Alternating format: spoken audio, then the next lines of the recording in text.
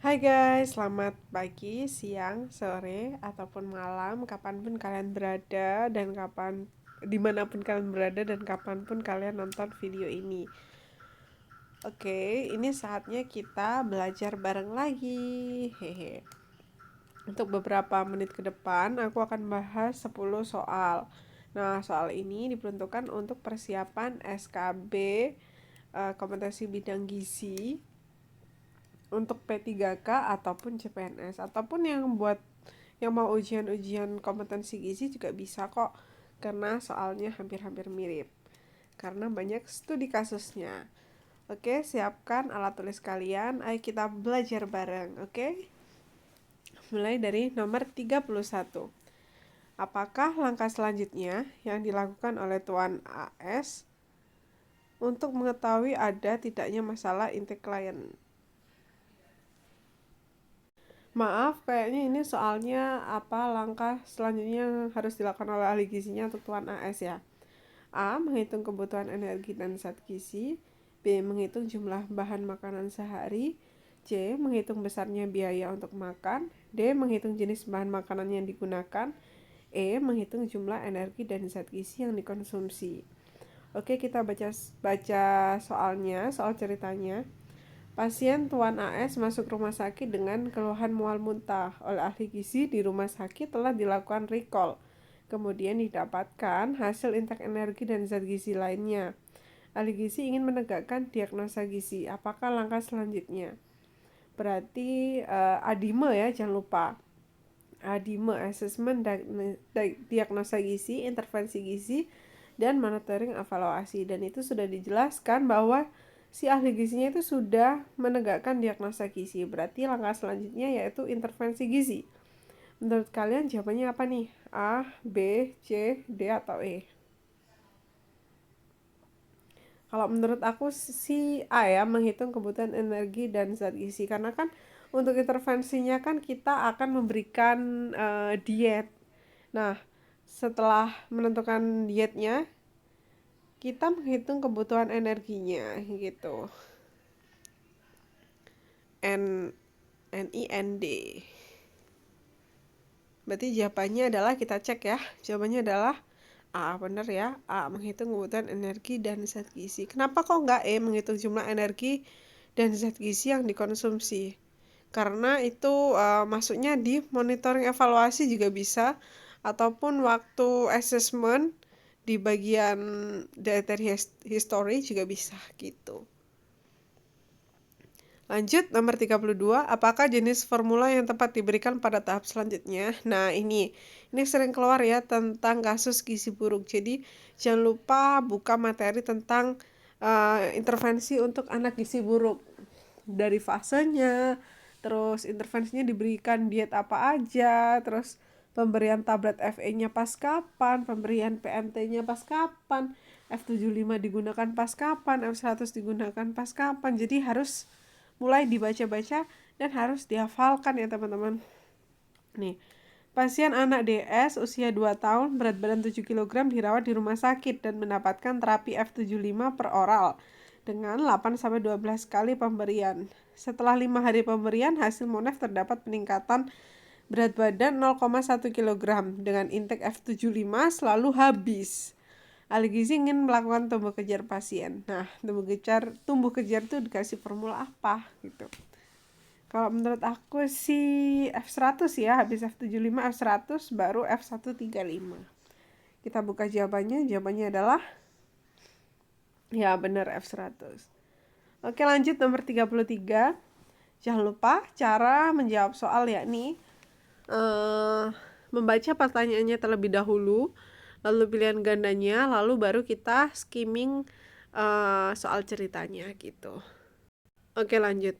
Apakah hasil pemeriksaan laboratorium yang dapat digunakan sebagai dasar pemberian protein? A. Serum albumin. B. Serum kreatinin. C. Kadar ureum. D. Kadar transferin. E. Kadar ferritin. Tuan S melakukan pemeriksaan di rawat jalan dengan keluhan rasa pegal pada pinggang dan sukar buang air kecil. Lalu dilakukan pemeriksaan laboratorium untuk melihat fungsi ginjal. Hasil pemeriksaan laboratorium pasien didiagnosa oleh dokter gagal ginjal kronik. Lalu dirujuk oleh dokter untuk mendapatkan konsultasi gizi. Ahli gizi akan memberikan diet rendah protein sebagai dietnya.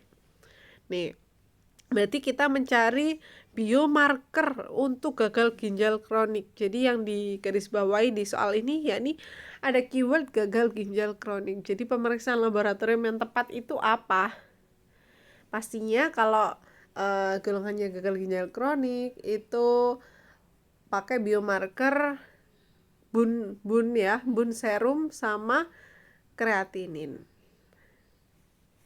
Oke, jawabannya adalah bener ya, B serum kreatinin. Oke, lanjut nomor 34.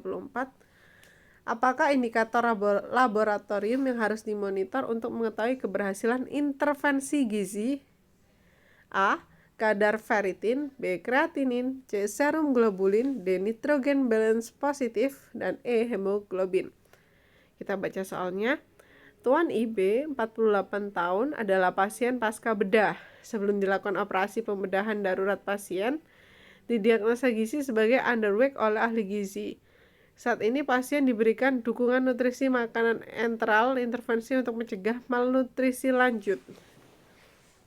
Nah, biasanya kalau makanan cair, kalau menurut aku sih yang D ya, jawabannya nitrogen balance positif.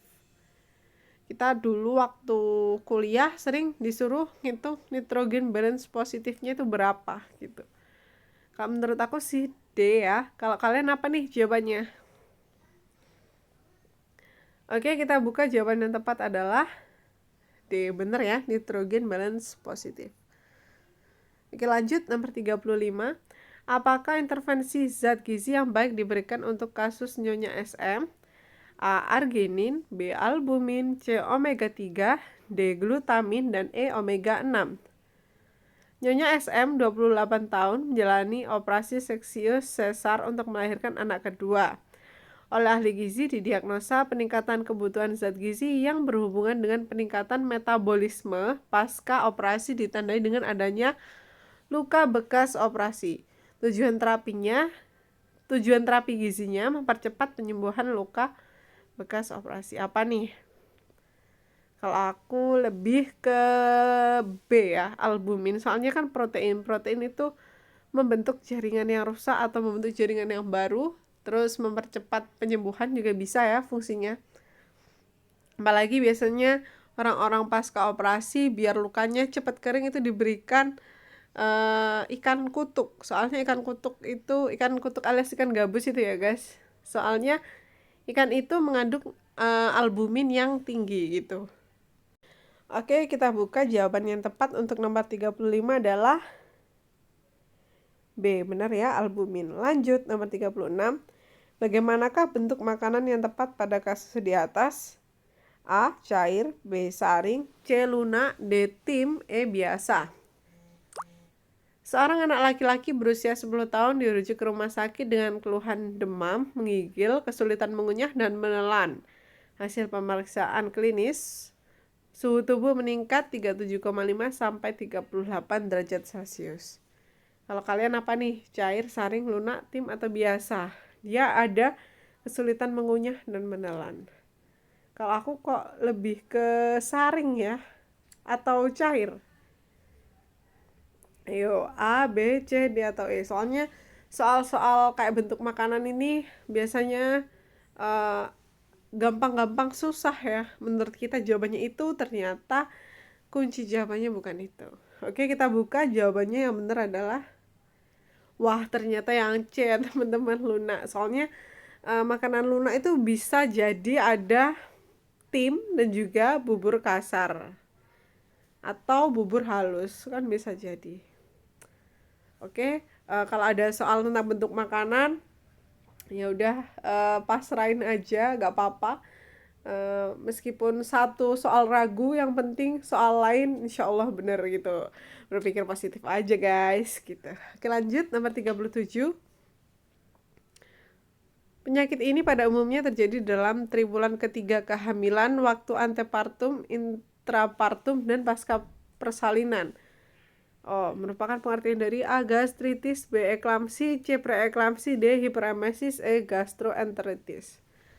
penyakit dengan tanda-tanda hipertensi, edem, dan proteinuria. Berarti eklamsi ya teman-teman, ini sering sekali keluar dan ini makanannya ahli gizi ya.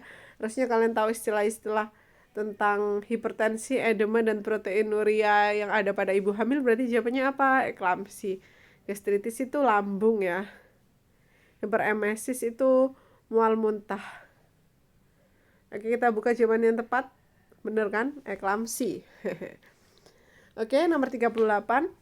Bagaimana prinsip diet yang tepat untuk meningkatkan konsumsi zat gizi pada kasus tersebut? A. Dioptimalkan pada makan malam dan selingan malam. B. Makan mudah cerna, tidak merangsang saluran cerna. C. Memberikan makanan sesuai dengan selera. D. Makanan diberikan dalam bentuk lunak. E. Makanan dalam bentuk porsi kecil sering. Nah, kalau lihat dari pilihan gandanya, kayaknya ini tentang orang yang hiperemesis ya. Kita baca soal ceritanya. Seorang ibu hamil usia 25 tahun, tinggi badan 150 cm, usia kehamilan 3 bulan, menderita hiperemesis gravidarum, kan benar? Setiap pagi ibu tidak mau makan karena mual dan muntah. Hasil recall konsumsi diperoleh asupan energinya 1020 kakal, proteinnya 35 gram, dan lemak 18 gram. Jadi jawabannya menurut kalian apa nih? Jawabannya yang tepat yaitu yang A, dioptimalkan pada makan malam dan selingan malam. Oke, lanjut nomor 39. Wah, ternyata tinggal satu soal lagi ya. Setelah 39 udah habis. Nggak apa-apa, yang penting kita istiqomah belajar 10 soal setiap hari, nggak apa-apa gitu. Tabungan, kalau misalnya hari ini jawabannya salah, yang penting pas ujiannya insya Allah benar, gitu aja. Berpikir positif guys. Oke, kita baca pertanyaannya terlebih dahulu. Disebut apakah terjadinya pengerasan pembuluh darah akibat penumpukan kolesterol pada pasien?